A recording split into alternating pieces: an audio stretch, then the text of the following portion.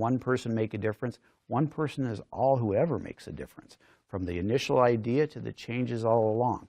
So if you want to make a difference, what you need to do is affect the legislation at a key step. That could be through testifying, that could be through writing a letter, email, or something of that nature where you explain to a chair why a bill is important, why it needs a hearing, why it needs a vote. I'm a paid lobbyist. Members are going to see me all the time. A citizen, a resident, an advocate, they're really going to listen to you. It makes a big difference that you reached out and wrote to them. But if you do that, know what it is you want to do. Know where the bill is and know what you're asking for. If you just are in general support of a bill, talk about the bill and explain the actual change you want and explain why. And if it's relevant, explain your experience of why you want that change. It can make a big difference.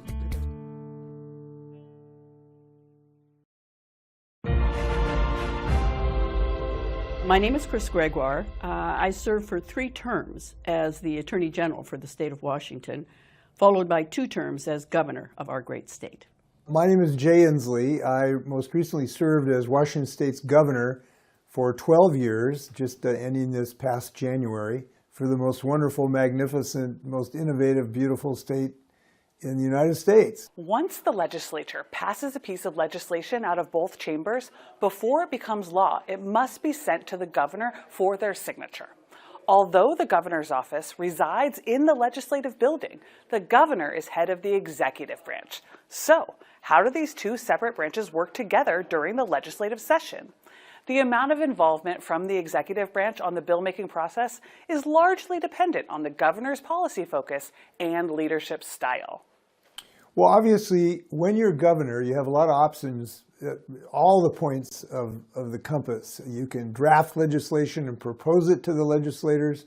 You can work with them to help fashion it as it goes through the committee process. Madam Chair and members of this esteemed committee, thank you for a chance to discuss Joint Resolution 82. You can urge legislators to have a little more ambition and hopefully see it your way. It was 1983, which was the last time we raised the state sales tax. And let me remind you, it was the worst recession in history till this one. While I was governor, I would meet with what we call the 5 corners. That would be the majority leader and minority leader in the Senate, the speaker and the minority leader in the House. So I would see both the Republican leadership and the Democratic leadership. When I was in office, we faced the Great Recession, so it was absolutely imperative during those tough times that we did that. And then finally, when it reaches your desk, you know, you can sign it, not sign it. You can, before it gets there, let people know whether or not you're going to sign it, because they might want to make some changes before they send it to your desk. If the governor approves of the bill, it will be signed into law. But if the governor determines revisions are needed, they can either veto the whole bill or sections of it. In Washington State, the governor has the authority to veto a section of a bill that's come to their desk. Now, we're not allowed to do line item vetoes. We can veto an appropriation, but we are limited to vetoing a section. There may be a section in a bill that really isn't particularly appropriate for that bill or that issue, or it has an intention associated with it that the governor doesn't think absolutely furthers the intent of the whole bill, in which case a governor can veto that section. On occasion, you'll have one that has some procedural flaw in them. They're drafted poorly. They make reference to a wrong section. There's a procedural reason for them. If they're ones that violate the basic interests of the state of Washington, they deserve a veto, and they would get them. To clarify on this issue of the bills, do you plan to veto the bills or just not act and then they become law without your signature? Well, a veto seems to be a vehicle that would be much more appropriate here. I had a very small number of vetoes, in part because I think we were very successful working with the legislature. But there are stresses when you have one chamber controlled by one party and one by another. And so that involves compromise, negotiation, listening to one another, and try to find the biggest consensus that we can. That takes a lot of work. It takes some gnashing of teeth. It takes some give and take. When a bill passes during the legislative session and reaches the executive office, the governor has 5 days to act. However, a majority of bills pass in the last 5 days of session. So for those bills, the governor gets 20 days to make a decision. So a bill comes to the governor having been signed by both the House and the Senate. A clock begins at that point. And the last days of a legislative session are really chaotic. Most bills that come to a governor are allowing that 20-day time frame for which the governor to make a decision. Once a bill gets to the desk, the governor must either sign or veto, or else the bill becomes law, regardless of signature. I ask a lot of folks, do you understand the options to a governor? And they can always say, yes, it's you either veto or you sign it and it becomes a law. To which I say, well, there's a third option. Have you ever heard of it? And more often than not, the answer is no. And that third option is do neither. And when a governor does neither one of those things, at the end of the time frame, it automatically becomes law. The option of a governor doing nothing, neither signing nor vetoing, I think probably happens when a governor is struggling with the policy himself or herself, where they haven't made up their mind what's the right thing to do. Are you inclined to sign that bill? Is that part of the give and take? Are you willing to make that? I don't know yet. I don't know yet. Because I probably have to sign it and I don't want to. How's that for the truth? I mean, I don't want to send kids out of high school not career ready. I don't ever recall an occasion where I didn't either sign or veto. I don't believe in that personally. I believe that people voted you to make tough decisions and make decisions, right or wrong, according to them, but nonetheless make the decisions. If you decide the bill is something you would not like to put your stamp of approval on, but realizing for one reason or another it's going to have to become law. It may be because an initiative would be filed. You may have to head off an initiative. There might be some other reason. You basically can just not sign the bill becomes law. But you don't put your John Henry or John Hancock on it. Sometimes that can be important in sending messages to the community. The governor has a... Absolutely. Come on in, yeah.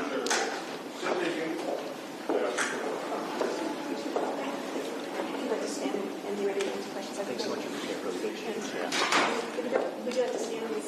Okay, this is sign up. Good morning, everyone. Thanks for joining us today. I'm Communications Director Brianna Aho from the Governor's Office. I'll just run through who you'll be hearing from this morning. First, you'll hear from Governor Bob Ferguson, then John Harrison, the Federal Coordinating Officer for FEMA, then King County Executive Girmay Zahilay, and we also have others available to help answer questions from Washington State Employment Security, King County Emergency Management, FEMA, and the U.S. Small Business Administration. With that, Governor Bob Ferguson. Thanks, Brianna. Thanks, everybody, for showing up today. We really appreciate you being here. And as Brianna said, I'll go first. You'll hear from John from FEMA next, and then our county executive. Then we're happy to take, obviously, any questions that you have. We have folks here from other organizations that'll help answer any detailed questions you may have. As we all know, back in December, our state faced truly historic and devastating flooding. 3 of the state's largest rivers, the Skagit, the Snohomish, and the Cedar, reached their highest levels in recorded history. More than 100,000 Washingtonians were under evacuation orders. We had nearly 400 emergency rescues that were conducted. Tragically, 1 person lost their life.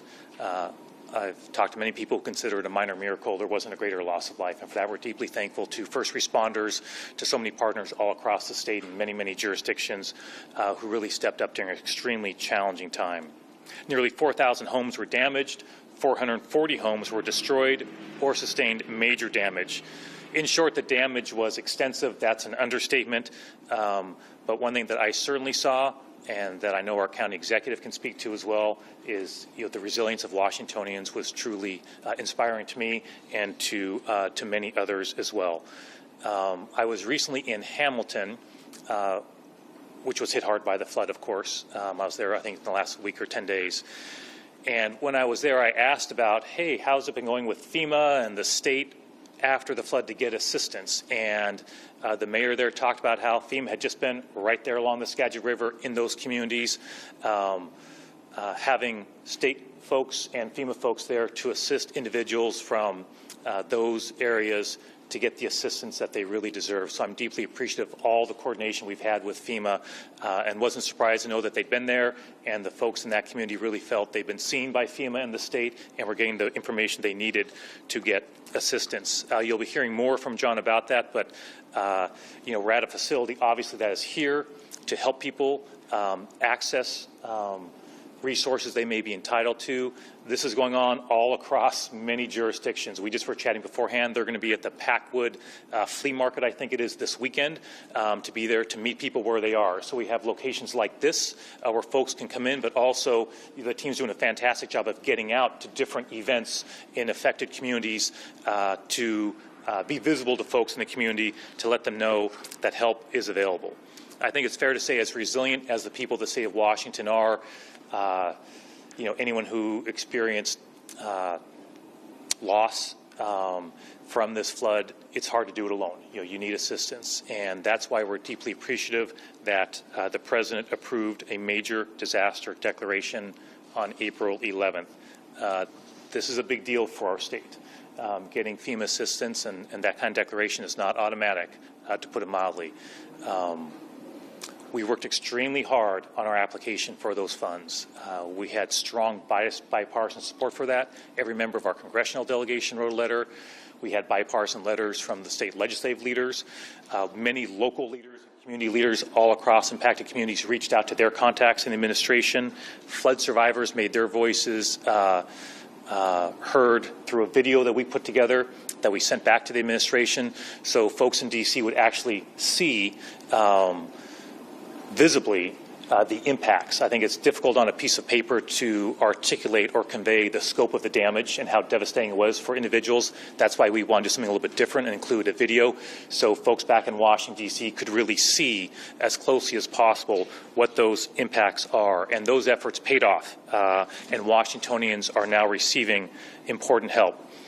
There are 3 types of assistance available to individuals: FEMA individual assistance, disaster unemployment assistance, and low-interest loans from the Small Business Administration. A key reason why we're here today is to communicate that there is a deadline to apply, and that deadline is starting to come up. The deadline is Monday, June 10th. Close of business, Monday, June 10th is the deadline to apply. And so far, FEMA has distributed, I think it's nearly $7 million in individual assistance to over 700 households. In a conversation we just had, I asked, hey, is that trending up or trending down? In other words, do people apply early and then it kind of tails off, or is it the opposite?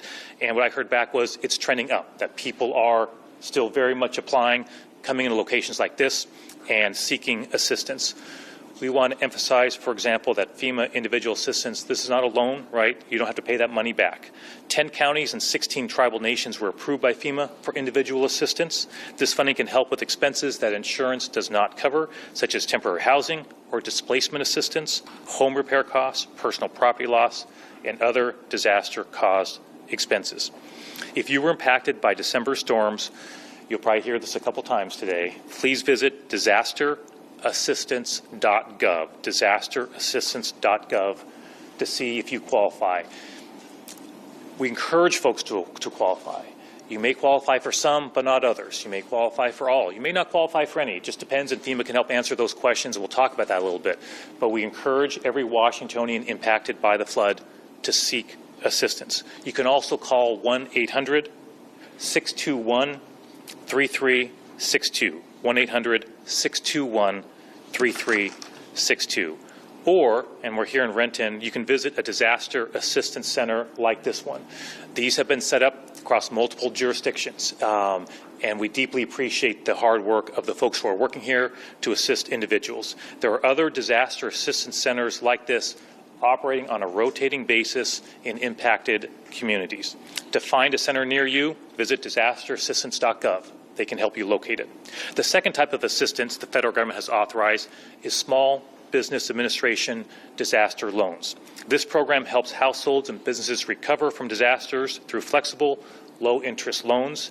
To date, The Small Business Administration has provided over $12.5 million in loans, with 100 households receiving assistance. The third type of assistance authorized is disaster unemployment assistance. This is for individuals who lost their job temporarily or permanently because of the disaster, but did not qualify for regular unemployment. This would include, for example, small business owners, people who don't have enough hours in their base year to qualify for regular unemployment, or individuals who work in a field not covered by unemployment law, such as real estate agents. This program is provided through the Federal Department of Labor.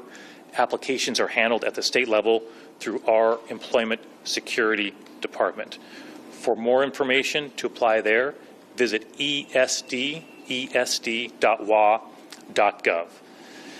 To make all this possible, FEMA and the SBA have deployed over 250 staff to Washington State to assist in the recovery efforts. And once again, I just deeply appreciate, I know that the flood is not on the headlines right now, but the impacts are very much on the headlines of personal lives and businesses all across our state. And so I deeply appreciate everybody who's stepping up, reaching out to folks all across the state.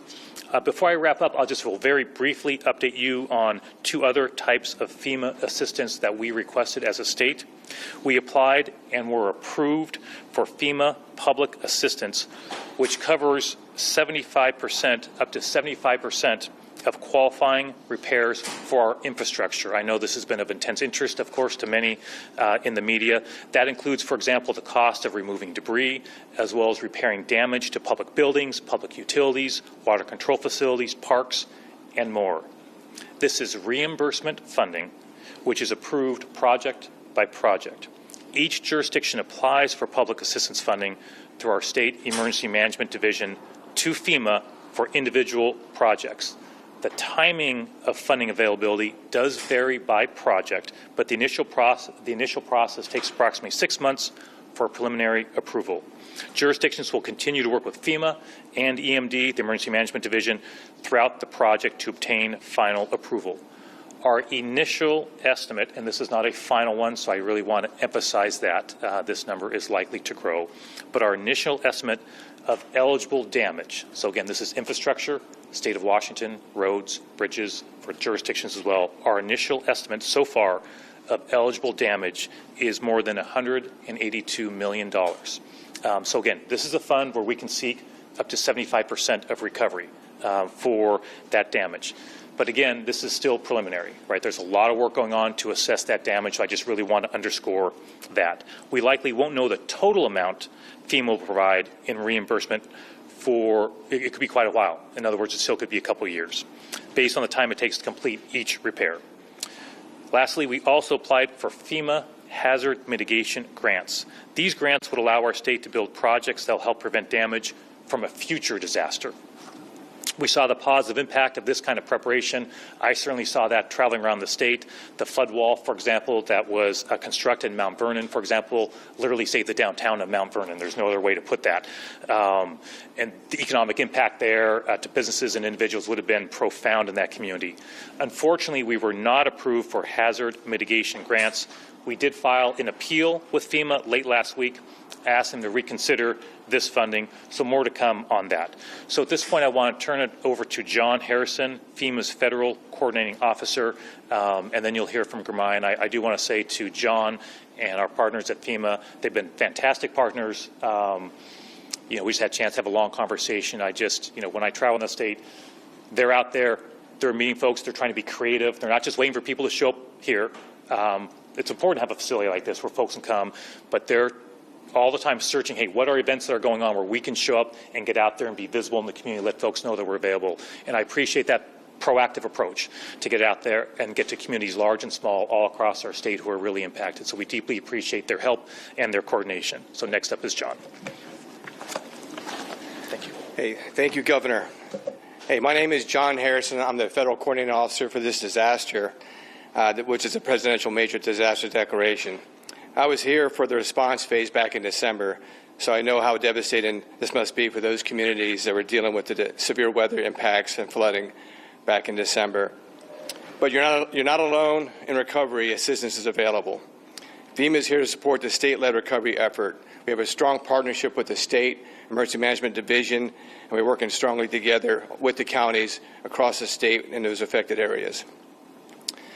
Communities have submitted 163 requests for public assistance to pay for emergency work and repair and replace and damaged public facilities, the ones that the governor just mentioned. Also, so far, over 700 individuals have registered for FEMA assistance and received more than $6.8 million to homeowners and renters to help pay for temporary housing, home repairs, lost personal property, and other expenses that are related to the flood. We're trying to get the message out. So if you're affected by the flooding, please file the insurance claim first and then apply for FEMA financial assistance. Don't wait. The deadline is around the corner. It's about 3 weeks away, June 10th. So how do we do this? I'm going to mention some ways to do this. There's 4 ways to do this. You can do it online, by phone, you can use an app, or you can visit a disaster assistance center like the one right here. But when you do that, have the following information ready to speed up the process. So have your Social Security number, have your address of the damaged property, have a damage inventory with you, insurance information, and then also have a bank account and electronic fund deposit information. That will speed up the process. So I know the governor mentioned it. You'll probably hear me mention it again. It'll probably be mentioned one more time. But here's the ways to apply. The best way is online. So that's disasterassistance.gov. When you hit that link in your web browser, that will take you to the FEMA site. Then you can begin the process. The next method is the 800 number. That's 800-621-3362. I'll say that again, 800-621-3362. And the third option, which is becoming more popular, is the app. So if you go to your app store, you can get a FEMA app and apply that way. And then the fourth method is a disaster assistance center. So right now we have a disaster assistance center in 7 counties operating. These are moving all the time. We're going to keep these deployed over the next 3 weeks. There's a new method we're using. It's called a disaster outreach team. And what we're doing is working with the counties and the state to figure out where there's large populations of folks that may have been missed. And we're moving these disaster outreach teams to those communities. So this weekend will be a good time for that because it's a 3-day weekend. We know there's going to be farmer markets, flea markets, and that type of thing. So we're going to try to come out and visit you. Okay, once you submit your application, it takes about 7 to 10 days for the process to work. And you'll get contacted by an inspector, a FEMA inspector, once you register. And they will show up with a valid ID. They will never ask for money. We never ask for money for inspections or our services. So that's a red flag if someone says they're a FEMA and they ask you for money. Once they verify your damages, you can get your money as soon as the next day. So I looked at a couple of cases early on, and there was a couple in Whatcom County that submitted, and within 5 days they had coordinated for an inspection. The inspector came out on the 7th day, and they received a payment on the 8th day. So about 7 to 10 days for the process to work through. If you get a letter where there's they're asking for more information, don't be alarmed. A lot of times they're just following up to get additional information, documents to complete the process. If you're denied, you can also appeal, and there's an appeal process for that. But you still need to apply before the deadline. So you can finish your process after, but you can start the process by the deadline and complete it after the deadline, and you'll be good. Let's see, with that, let's see if we can help you as soon as possible. So come out and visit a DAC or DOT, or get on to disasterassistance.gov. I think that's on the podium here. So right there. With that, I'm going to turn it back over to the county. Good morning, everybody. Thank you to our media professionals as well as our sign language interpreter for helping share out this important information to our community. I also want to thank Governor Ferguson and John Harrison, our FEMA colleague, for making these critical resources available across Washington State. I'm really glad that we're here today at one of our King County Disaster Assistance Centers. This is one of the locations where people can walk in Tuesdays through Saturdays and get the recovery resources that they need. As the governor shared, the December 2025 flooding was one of the most damaging events our region has ever faced. Over the course of 3 weeks, storms pushed our rivers and creeks beyond their limits, and King County and affected city governments counted, as the governor mentioned, at least $182 million of infrastructure damage and recovery costs. Levees were stressed or overtopped. Roads and bridges were damaged. Landslides cut off access to communities, and hundreds of families were forced to evacuate their homes. There were over 400 reports of damaged homes, and almost 100 of them with major damage or even destroyed completely. From the first day of the storm, King County, city, and state responders worked around the clock. I want to just personally thank again our flood patrols, public works crews, firefighters, sheriff's deputies, emergency managers, and local volunteers. Their actions saved lives and prevented further devastation. I want to thank every one of them for their dedication. For many residents, the impact didn't end when the floodwaters receded. You've been navigating displacement, you've been navigating cleanup, you've been navigating repairs, financial strain, and uncertainty about what comes next. I want you to know that we see you, we have your back, and we will work with you. We are now in the stage that matters just as much as emergency response, and that is recovery. And a huge part of that recovery depends on the residents applying for disaster assistance that is available right now today. Here is the most important part of my remarks, which the governor and John have already shared. If your home, your business, your income, or your property was affected by December's floods, please apply for assistance. Even if you're unsure if you qualify, even if you have insurance, apply anyway. When in doubt, just go ahead and apply. Visit disasterassistance.gov to find your closest disaster assistance center. As mentioned earlier, there is FEMA individual assistance, small business administration loans, disaster unemployment insurance, and other types of assistance available, with the most immediate deadline for individual assistance coming up on June 10th. Apply by close of business on Monday, June 10th. That's just a few weeks away. You don't have to navigate any of this alone, because we're standing inside this disaster assistance center. I want to highlight what's happening in this room that we are in every day. Residents can sit down with trained staff, get help understanding which programs they qualify for, and submit applications with real-time guidance. If you don't have all your documents yet, just come anyway. If you're confused about the process, that's what these centers are exactly for. When you apply, bring what you can: proof of your address, proof of insurance information, photos of the damage that you have seen around your home or your business. But again, don't let missing paperwork stop you from just coming in and getting the help that you need. King County remains fully committed to rebuilding stronger. We are assessing and repairing damaged levees, coordinating with cities and tribes, and investing in long-term resilience so our communities are better protected against future storms. Right now, the most important steps residents can take is this: apply for disaster assistance. Don't wait. Don't assume you don't qualify. These programs are here to help you recover, and they only work if you use them. Please continue to check kingcounty.gov/flood recovery for updated recovery information, including times and locations of the mobile disaster assistance centers or community events near you where FEMA and SBA staff will be available. Thank you all so much for being here again. To every partner for helping families move forward. Thank you. Thank you both so much, and we're happy to answer any questions as best we can that you may have. Yeah. We saw a couple levees obviously fail during the December flooding. What ability does the state and county have to repair those any quicker than the already in place plan without that federal mitigation money? Yeah, I think it's fair to say that, and then I'll have the executive obviously speak to it as well, is one thing we're doing as a team, especially as we get past this June 10th deadline, which we're very focused on right now, is as successful, I think, by any measure dealing with the flood was by everybody.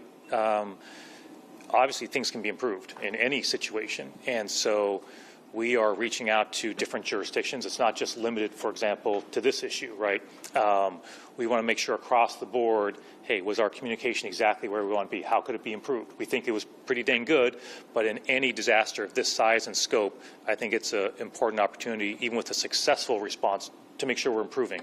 And certainly on that issue, there have been a lot of conversations. So I know in terms of the budget that I'm starting to put together for being proposed in December, we're thinking about that. Hey, what can we do to make sure that are there additional dollars the state can provide right away to help people out? We realize through this process, there's not a whole lot for the governor to get out the door quickly for folks who are impacted right away. There's a limit there. So that's a conversation we're having with legislators as well. And I'll let the executive speak to that issue also. Thank you, Governor. Yeah, King County is leaving no stone unturned in terms of using the resources that it has available to it on its own to rebuild our infrastructure and help families. But there is no doubt we don't have anywhere near the resources that are needed to help families recover or meet the full scale of the damage, $182 million, as you heard before. We have done things like reattribute some of our real estate excise tax toward rebuilding bridges and roads. I know that the King County Council is right now considering a transportation benefits district to help our rural roads especially, which were already in a bad state even before these historic floods. And so we're doing everything we can, but we absolutely need the federal government to help us. And I know Governor Ferguson has been helping us a lot as well. Governor, I wanted to ask about the state assistance that you announced in December, the $2.5 million. Pretty small amount of that has actually been distributed. It seems partially due to some pretty narrow qualifications to access that money. Is that something that you'd be looking to expand for future disasters? Yes, and so that's what I was kind of alluding to a little bit indirectly is, I was, when the flood hit, I asked what's available to me as a governor on an emergency basis to get dollars out the door. The legislature wasn't in session, obviously, right? And I was surprised how limited that was. And even those limited dollars, to your point, Jake, how narrow it is to get those dollars out the door. So yes, that is, I've spoken to legislative leaders about that. We're looking at ways to look at to the next disaster, which unfortunately someday that's going to come, to see if we can improve that in some way. That it did seem, look, we want to make sure there's not fraud. We want to make sure dollars are into the right people. Of course, that's extremely important.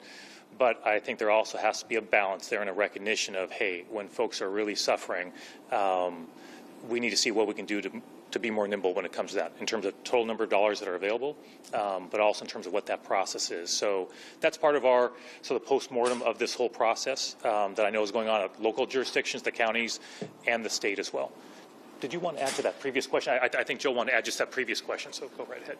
Hello, I'm Joel Harstead, Deputy State Coordinating Officer with Washington EMD. To the levy task force question, we are setting up a special levy task force as part of the public assistance delivery. So this includes state agency partners or federal partners with FEMA, as well as the Corps of Engineers and other specific entities as needed to address the levee problems. We did this similarly after the 21 floods that affected similar areas to really address and fund the proper repairs and maintenance of those levees. So there is ongoing work there, and it is covered. Parts of this will be covered under the public assistance program. Are you guys concerned that enough people aren't applying to the help that's available?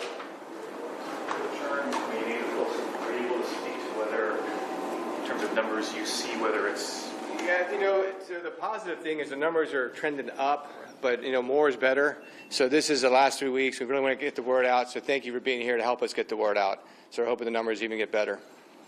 I think, if I can just add, so I'll just add to that is, just to really echo that is, our goal is to make sure that, hey, everybody who's impacted by the flood realizes this is going on, right? That realizes we've received this approval from the federal government, that that's happened, and that we're reaching them.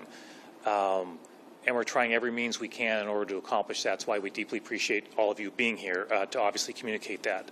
And we're trying different ways of doing that. So that is obviously our objective, is to get that word out as much as possible. And I think the executive, mentioned this, and I want to repeat it, is even if you're not sure, if you qualify, there is criteria, right? And so even if you're not sure, to reach out and to make the request, and then let these really hardworking folks who are here to help you and allow them to do their job and see if there's something that's available for you. So, but I appreciate the fact that those numbers are trending up. That's a positive, and we're going to try and keep that going right to June 10th. What can people show to make their application as strong as possible? What can they show to make their application as strong as possible? Yeah, just come prepared. Bring photographs. Those are great. All the documents I mentioned earlier, social security number, your account information. A picture tells 1,000 words, so photographs are always good. Even videos, we'll take those. Other documentations that's required. Maybe also insurance information. That's very helpful. That helps speed up the process. You all mentioned for folks that don't have insurance, we met quite a few of those who were outside of the 100-year floodplain, didn't have flood insurance. What's that process like, and particularly for folks who didn't wait until May to get the repairs going? Well, all that will be looked at, so you're still eligible for something even without insurance. So they're probably even the most affected, so definitely apply. I think the biggest thing is we've run into with, as we talk about, it is May, and this happened in December. So if they are applying early, any photos or documents you had from right after the flood, because the inspector might come back in and you've already cleaned up or repaired, and we see a lot of that within days of the event. So those early photos, you have those ready to go, because that'll help justify that, hey, what was the damage level in December now that we're in May, and that'll help with processing your claim. So. Anything else folks have? On the individual assistance, just to clarify, is the total amount of money available, is that the 21 million that had been approved a few months ago? What's the total amount of individual assistance federal that's available? So there is no max on what for individual assistance. So that was, again, our projections based on need at the time on analysis. So that is the, when we requested, hey, this is our possible needs, but there's no max amount. So it's based on the number of applications and what the needs of those applicants are. And we appreciate the interest in the numbers. We do our best. We talk about this a lot to provide information. Appreciate you understanding that these are, for a lot of reasons, these numbers can change as time goes on. This is a good example of that, depending on how many folks seek the assistance. Any other questions? Yeah. Governor Ferguson, what do you make of former Governor Gregoire's comments about the state's spending issues, that our spending has grown too much over the last decade or so? Sure. Have deep respect for Governor Gregoire. She served as Attorney General, as I did before becoming governor. I haven't had a chance to watch her full interview. Look forward to doing that. Hopefully, maybe this coming weekend when I get a little bit of time. Of course, I'll be talking to her about that. I talk to her on a regular basis anyway. But I just would say is I have a lot of respect for her, value her opinions. I talk to her a lot about the business climate in this state already. That's a part of our natural conversations that we have on a regular basis. I've met with her many times, and I'm sure we'll be chatting about it as well. Thanks. Any other questions on this topic? Great, I'll hang around afterwards if folks have questions. I just want to conclude by saying how much I appreciate everybody who's working here and really all across the state in many jurisdictions, doing their best to reach out, to be available to Washingtonians. And we just want Washingtonians to know, reach out, apply. That deadline is soon. It's June 10th. You'll keep hearing from us, and really appreciate each and every one of you during the flood itself. The executive and I talk about this a lot. What you were communicating out there and the visuals, I think, really helped us save lives. I'm absolutely convinced of that. There's no two ways around that. And this communication obviously helps the people of the state of Washington who are still dealing with the impacts of those floods. We appreciate all of you taking time to be here. Thanks, everybody. Really appreciate it. Thank you. Great work. Hey, thanks so much. Yeah, that was great. Yeah.